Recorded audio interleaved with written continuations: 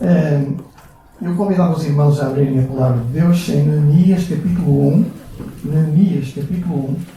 E vamos ler do 1 ao 11, portanto, todo o capítulo. E queria que os irmãos, por favor, se pudessem levantar com uma atitude de reverência para com a palavra de Deus.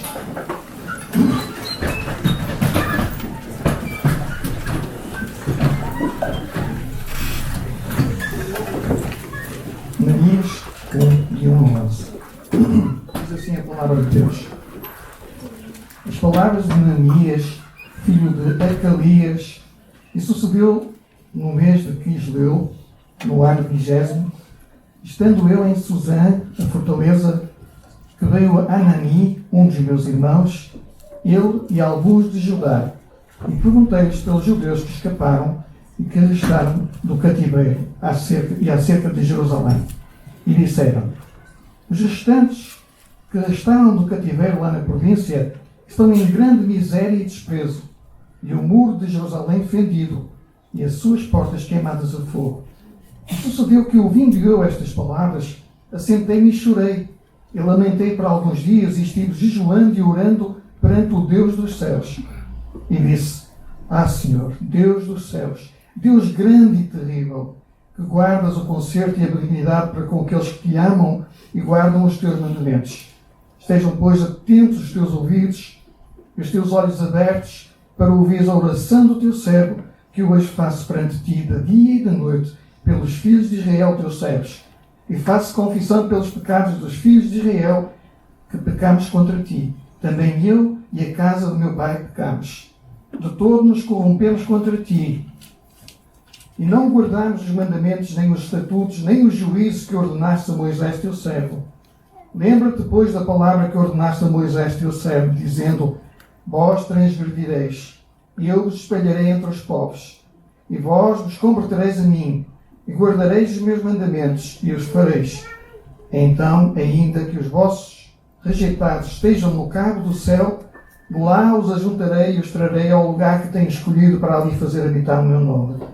Estes ainda são teus servos e o teu povo, que resgataste com a tua forte mão.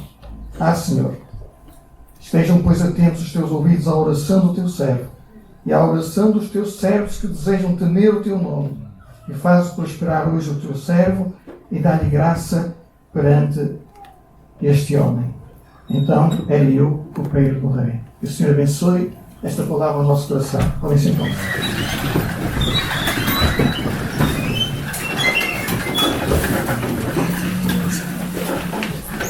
E o livro de Neemias, como bem conhecemos, eu creio todos, tem como pano de fundo o cativeiro da Babilónia. Israel, como todos sabemos também, tinha 12 tribos. 10 das tribos estavam no norte e 2 no sul. As 10 tribos do norte já tinham, neste momento, então, tinham sido levadas cativas pela Assíria no ano de 722 a.C. E as duas outras tribos, Judá e Benjamim, no sul de Israel, viviam em desobediência a Deus.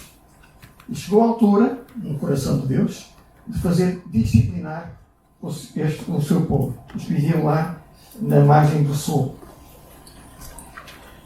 E assim, no ano 586 a.C., Nabucodonosor invade Jerusalém, destrói o templo, leva os bases do templo e mais algumas coisas, e juntamente com isso levou também o povo, os judeus que estavam lá.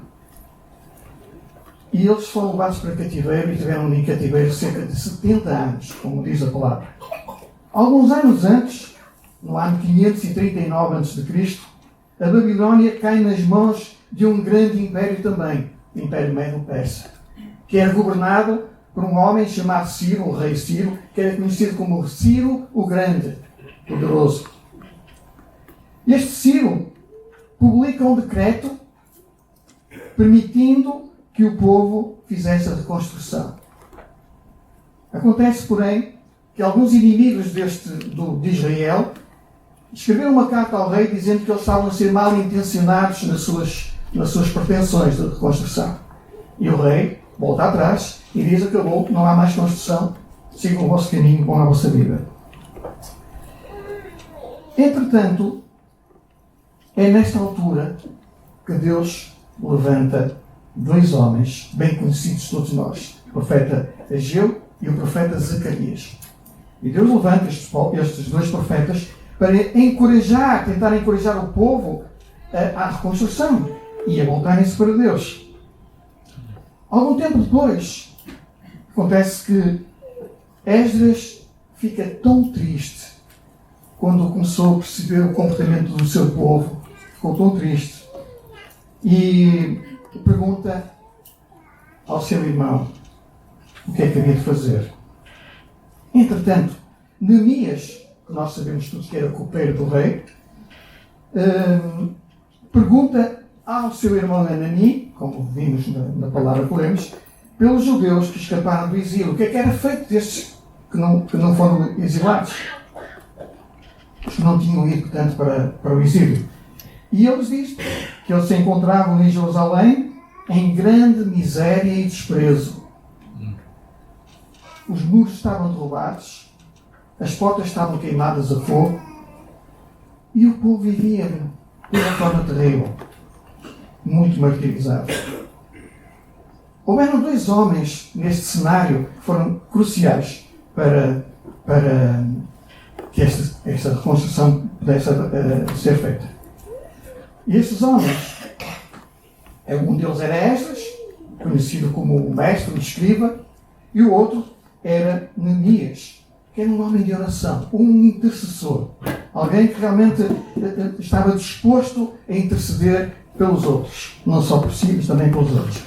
E eu gostava de ver com os irmãos, muito rapidamente, algumas lições que eu encontrei na leitura do texto, que são preciosas também para nós, penso eu. A cidade de Jerusalém estava completamente arrasada. Estava em escombros, montões de pedras aqui e lá. Os muros estavam, como nós já falámos, destruídos, derrubados, as portas queimadas a fogo e o povo encontrava-se em grande miséria e pobreza.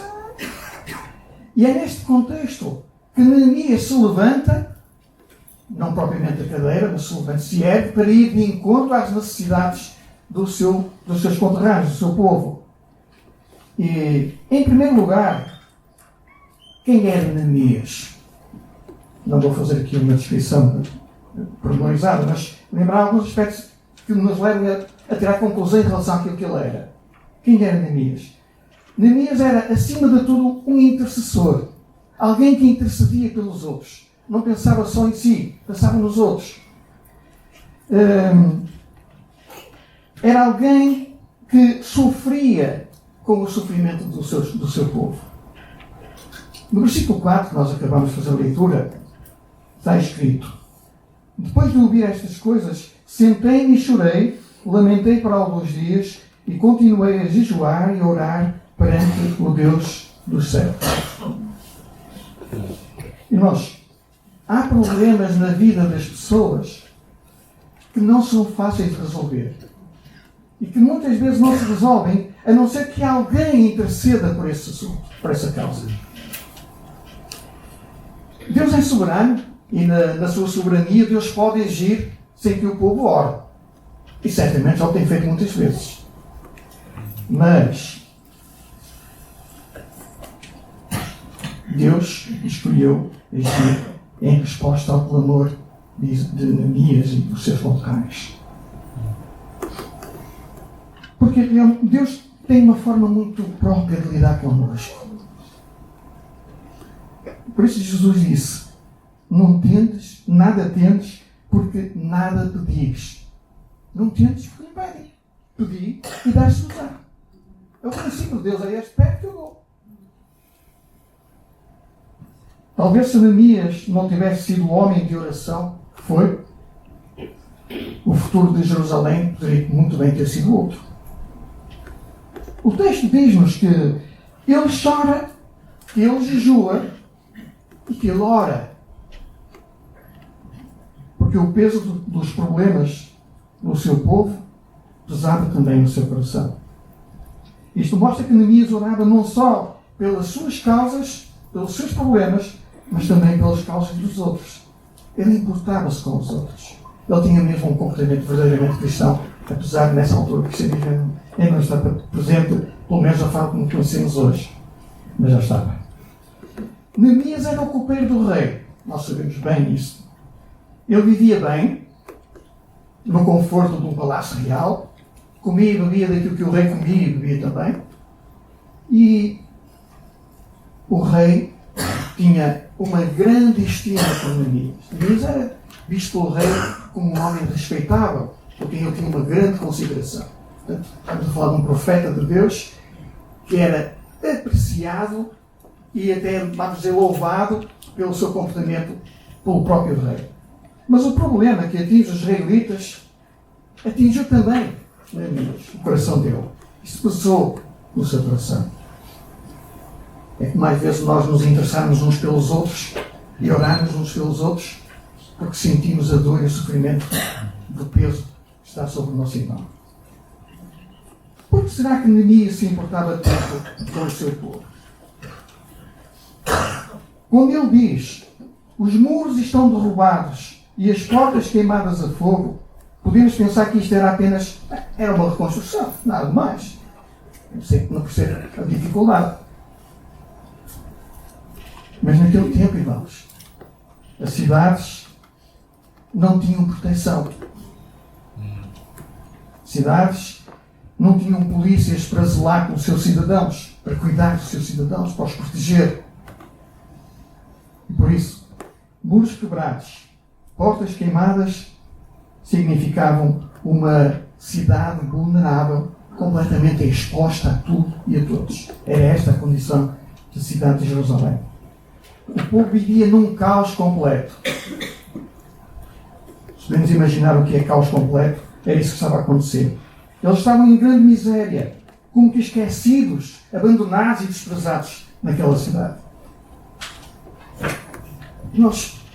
Até que ponto é que nós nos estamos a importar com os muros quebrados, as portas queimadas dos nossos irmãos? Até que ponto é que os fardos das pessoas à nossa volta pesam no nosso coração? Pensemos nas pessoas que perdem tudo. Casa, bens, família. Recentemente vimos o que aconteceu, por exemplo, no Rio Grande do Sul, lá no Brasil. Eles estavam sem nada. Igrejas foram barridas pela água que correu, casas destruídas e muita gente perdeu muita coisa. Isto é um exemplo entre muitos outros que, infelizmente, nós vamos tendo conhecimento. Essas pessoas sofrem. E entre nós há irmãos e irmãs que sofrem também. E precisam da nossa ajuda. E muitas vezes nós estamos comodamente instalados na nossa casa, com uma cama para dormir, com uma roupa lavada, com uma mesa com comida. Alguns têm uma garagem com 2 ou 3 carros bons. Alguns têm piscina, grandes jardins. Cada um tem o que tem. Nós estamos contra isso, bem evidente. Mas só para dizer que enquanto muitos vivem assim, como se dizer à grande e à francesa, ou à portuguesa, há muitos outros que vão vivendo uma vida de caos completa. Às vezes, o drama que pesa sobre os outros parece que não tem nenhum peso no nosso coração. Isto não é uma atitude cristã. Isto não é uma atitude cristã. Mas um intercessor, como era Neemias, aquele que ora, esse sente a dor, o sofrimento do outro. Esse é alguém que conhece a santidade e a soberania de Deus sobre a sua vida. E no versículo 5 está escrito: ó Senhor, Deus do céu, Deus grande e temível, que cumpres a tua aliança e usas de misericórdia para com aqueles que te amam e obedecem aos teus mandamentos. Irmãos, hoje nós tivemos um bom tempo, estamos a ter um bom tempo, eu creio, com o louvor, as orações. Foi um momento muito interessante. Isto quer dizer que foi um tempo tocante. Orámos, ouvimos aqui orações, irmãos, cantámos. Eu acredito que nós ficámos envolvidos num clima muito próprio, de muita espiritualidade, vamos dizer assim. Mas há momentos em que nós ouvimos coisas que não nos agradam. Eu já ouvi pessoas dirigirem-se a Deus de forma tão aligeirada, para não dizer outra palavra. Eu não sei quanto aos irmãos o que é que pensam sobre isto, mas eu fico muito constrangido quando é usada uma intimidade de linguagem que nem sempre reflete a intimidade real com o Senhor. É como se Deus fosse o nosso colega, o nosso amigo, o nosso criado, a quem exigimos qualquer coisa, porque achamos que temos esse direito.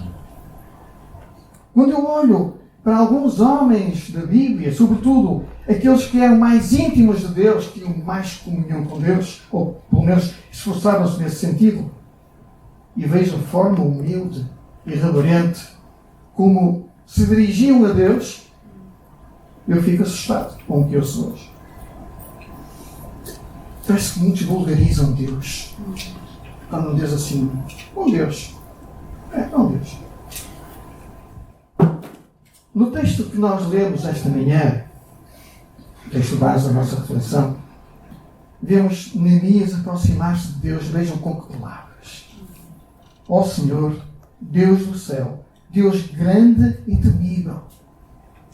Havia respeito, havia apreço, havia consciência de quem era Deus. Como é que ficamos quando ouvimos orações desta natureza? Lembram-se de João. João foi levado uma visão lá no Apocalipse ao céu. E quando ele fala sobre o que viu, ele diz que viu um trono e alguém estava sentado nesse trono. E ele não conseguiu descrever quem estava lá. Ele sabia quem era, mas faltavam-lhe as palavras para ele descrever quem era aquele que estava lá. A não ser as palavras que ele usou foram palavras que diziam que aquele ser que estava sentado no trono era comparado a pedras preciosas. É assim que a Bíblia fala. Quando ele viu o Filho de Deus, o Cordeiro Imaculado, o único que podia abrir o livro e desatar os selos, quando ele vê isso, ele vê também Cristo ressuscitado.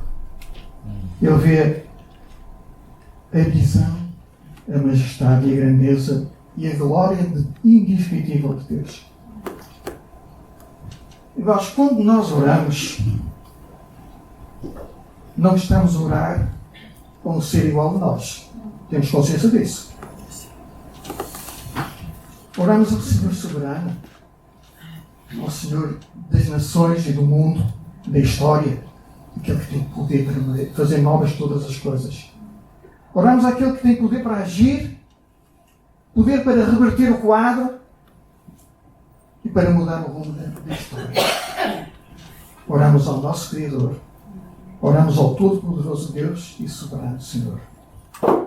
Em segundo lugar, o intercessor é alguém que ora firmado na fidelidade de Deus. Ele ora firmado naquilo que Deus é. E na aliança deste Deus, que a aliança essa que ele fez com o seu povo. O versículo 5 está escrito que guardas a aliança e a misericórdia para com aqueles que te amam e guardam os teus mandamentos. Guardas a aliança e a misericórdia para com aqueles. Irmãos, uma das doutrinas que a mim mais me alegra, e eu descobri isso há relativamente pouco tempo, é a doutrina da aliança. Sabem porquê? Porque é uma doutrina unilateral. Bem de Deus para nós. Nós não temos nenhuma participação nisso. Apenas recebemos a Deus para ajudar. Não é bilateral, é unilateral. Foi Deus quem fez essa aliança e Ele é o fiador dessa aliança. Foi Ele quem jurou por esta aliança, porque não tinha ninguém maior do que Ele por quem jurar. E nesta aliança Deus diz duas coisas muito simples, que nós conhecemos bem. Se tu me fores obediente, vais ter estes, e estes, e estes, e estes, e estes privilégios e bênçãos. Mas, se tu me fores desobediente, eu vou-te disciplinar com estas e estas e estas maldições. Escolha nossa. No entanto, Deus vai mais longe e diz: mas se te arrependeres, eu restauro-te de volta. Sabes porquê? Porque a minha aliança não pode ser quebrada. Não pode ser partida. Sou eu o fiador dessa aliança. Eu cumpro. Deus não é homem para que minta. Deus é fiel e permanece sempre fiel. Este é o Deus da aliança que nunca, em circunstância nenhuma, nos vai descartar. Nunca. Por errados, Ele continua a amar-nos. Ele pode disciplinar-nos, é verdade, e disciplina. E diz a palavra: felizes aqueles que são disciplinados pelo Senhor. Mas nunca vai quebrar a sua aliança e a sua fidelidade para connosco. É o mesmo que os nossos filhos.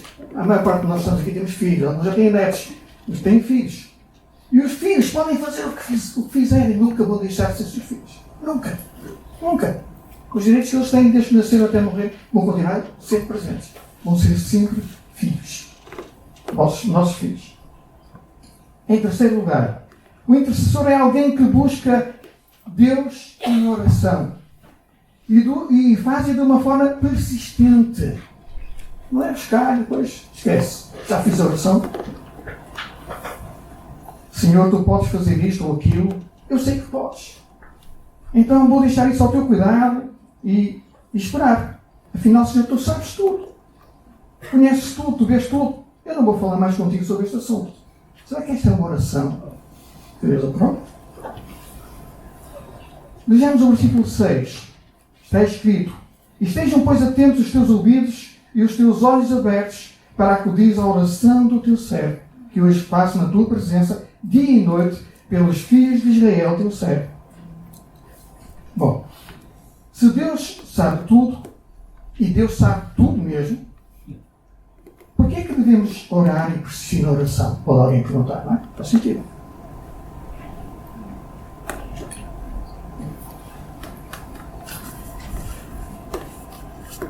Bom, se Deus sabe tudo, como disse, por que devemos orar e persistir na oração? Ele sabe, já conhece. A resposta está em Isaías 62, versículos 6 e 7, que diz assim: ouça: ó vós que invocais o Senhor, não descanseis, não pareis de refazer, e não lhe deis descanso também. Portanto, somos convidados a ser persistentes na oração, a ir ao Senhor persistentemente. Em quarto lugar, o intercessor é alguém que conhece os seus pecados e os pecados do seu povo e se identifica com eles. Não é alguém que pensa que é melhor que os outros. Versículos 6 e 7 está escrito: e faço confissão pelos pecados dos filhos de Israel, os quais temos cometido contra ti, pois eu e a casa do meu pai temos pecado, temos agido de forma perversa contra ti. E não temos obedecido aos teus mandamentos, nem aos estatutos e leis que ordenaste a Moisés, teu servo. Quando vamos falar com alguém sobre uma coisa positiva, boa, que é agradável, como é que dizemos? Eu e fulano fizemos isto, mas eu estou cá em primeiro. Agora, quando há alguma coisa errada, já mudamos. Fulano e eu fizemos isto. Nós temos uma maneira muito própria de tratar das coisas. Agora vejam como Neemias se dirige a Deus. Vejam como Neemias se dirige a Deus. Faça confissão pelos meus pecados e os dos filhos de Israel, os quais temos cometido contra ti, pois eu e a casa do meu pai temos pecado. Bem diferente da forma como ele se dirige a Deus. Ele não diz a casa do meu pai e eu. Ele diz eu e a casa do meu pai. Irmãos, não nos devemos dirigir a Deus nunca sem admitir, sem sentir que somos pó e cinza. É isso que somos. Não nos podemos ajoelhar diante de um Deus sem reconhecer que Ele é soberano. Que Ele é santo, santo, santo. E como pecadores nós somos. Então, ao orarmos, não nos apresentemos diante de Deus cheios de razão, reivindicando tudo e mais alguma coisa, exigindo os nossos direitos ou outra coisa qualquer. Porque Deus não é o nosso criado para fazer isso. Tínhamos respeito por Deus. Forçámos de forma humilde e consciente para conhecer quem somos e quem Deus é. Quinto lugar. O intercessor também é alguém que se socorre das promessas de Deus, da sua palavra. É alguém que baseia a sua oração no que está escrito. O versículo 8 diz: lembra-te das palavras que ordenaste a Moisés, teu servo. A Jeremias estava a dizer: oh Deus, lembra-te daquilo que falaste a Moisés, daquilo que tu prometestes. Esta é a maneira mais eficaz de orar. Orarmos a Deus por aquilo que Ele diz na sua palavra. É orar com base nas promessas de Deus. É orar crendo que elas se vão cumprir. Deus não deixa nenhuma das suas promessas cair por terra. Promessas de Deus e realidade são a mesma coisa. Cumprem-se. Jerusalém estava com os muros derrubados, com as portas queimadas, mas Neemias sabia que aquilo que aconteceu por causa do seu pecado e da desobediência e transgressão do seu povo. E Neemias sabia também uma coisa, irmãos. Ele sabia que Deus podia reverter este quadro como aconteceu. Versículo 9. Ouçam. Mas se, diz o Senhor, se voltares para mim e obedeceres aos meus mandamentos e os praticardes, ainda que os vossos exilados estejam dispersos pelos lugares mais distantes do céu, lá os ajuntarei e trarei para o lugar que escolhi para estabelecer o meu nome. A Bíblia diz que aquele que encobre as suas transgressões jamais prosperará. Mas aquele que as confessa e deixa será o quê? Alcançará misericórdia. Alcançará misericórdia. Obrigado.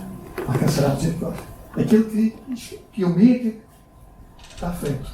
E aquele que obedece e partilha, aquilo que Deus sabe também, alcança a misericórdia, arrepende-se e volta-se para o Senhor.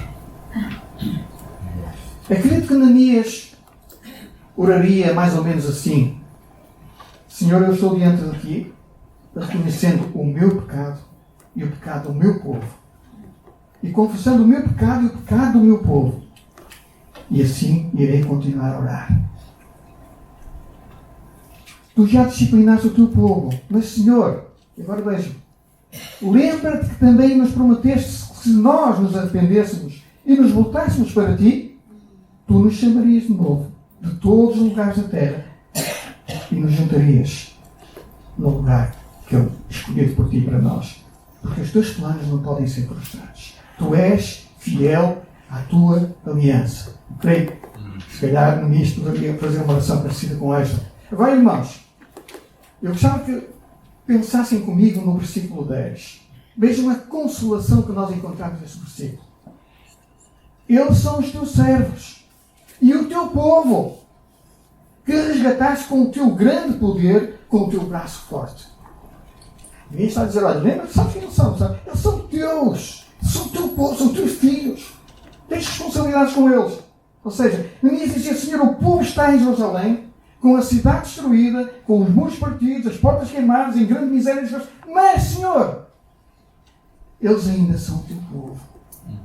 A Tua aliança não foi quebrada. Tu és fiel. Quando pecamos, temos uma tendência muito própria de sentir culpa. E alguns até entram em pânico com medo de perder a salvação. Se o pensamento é golpe, não existe isso. Okay? Aquilo que Deus promete é exatamente o oposto disso. Mas alguns passam por esse processo. Mas eu quero dizer-te uma coisa. Sem qualquer reserva, tu ainda continuas a ser filho de Deus, família de Deus, e Deus não te vai nunca pôr de lado. Deus não te põe de lado. Deus não deixou de te amar. Deus importa-se contigo. Deus quer restaurar-te hoje. Deus quer ter comunhão contigo. Ele deseja isto mesmo. Ter comunhão connosco. Muito mais do que nós temos comunhão com Ele. Deus quer ter comunhão. Deus é o Deus da aliança. E essa aliança que é escrita, subscrita e apoiada e firmada por Ele, não pode nunca ser quebrada. Vai se cumprir. Sempre. Terminando. O verdadeiro intercessor não se fica só pela oração. O verdadeiro intercessor coloca-se nas mãos de Deus para agir. Vejam, versículo 11, está escrito: ó Senhor, que os teus ouvidos estejam atentos à oração deste teu servo e à oração dos teus servos, cujo prazer está em temer o teu nome. Faz com que o teu servo seja bem sucedido hoje, concedendo-lhe a benevolência e dá-lhe mercê perante este homem. E foi o que Deus fez. Deus não só permitiu que Neemias fosse a Jerusalém fazer a reconstrução, como permitiu que o próprio rei lhe desse todos os recursos, tudo o que ele precisava para fazer essa reconstrução. Portanto, Neemias não ficou só: Senhor, ajuda a resolver aquilo, obrigado. Não, ele fez isso e depois confiou e foi fazer mais. Fazer a parte que dizia respeito, humanamente falando. Neemias acreditava na resposta de Deus à oração. Ele acreditava que Deus podia mover o coração do rei, como aconteceu. Deus pode abrir portas e caminhos onde eles não existem. Vocês não sabem isso. Deus abriu o mar Vermelho, o Rio Jordão e outras coisas mais. Ele faz milagres em qualquer lugar, porque Ele é Deus. Neemias orou e Deus moveu o coração do rei. E o rei deu a Neemias todos os recursos necessários à reconstrução. Neemias não era só um homem de oração. Neemias não ficou parado cruzando os braços. Neemias orou, agiu e trabalhou. E isso Deus espera de nós. Não podemos orar só, pedir, agora Deus vai fazer, continua a fazer a vida. Não. Sejamos persistentes nisso em nós. Finalmente, a cidade foi reconstruída. Havia 142 anos que a cidade estava destruída. E neste tempo todo ninguém conseguiu fazer aquela reconstrução. E o povo vivia nas condições em que nós bem sabemos. E Deus tornou esta causa possível em apenas 52 dias. Foi o tempo que demorou a reconstruir a cidade. Quais são as tuas causas impossíveis? Quais são os teus problemas insolúveis? O que é que hoje gostavas de colocar nas mãos de Deus? Deus está aqui. Ele é o mesmo ontem, hoje e para sempre. Busca-o e vê e deixa o seu milagre acontecer na tua vida.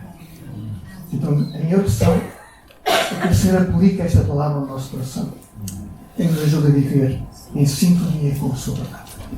Amém.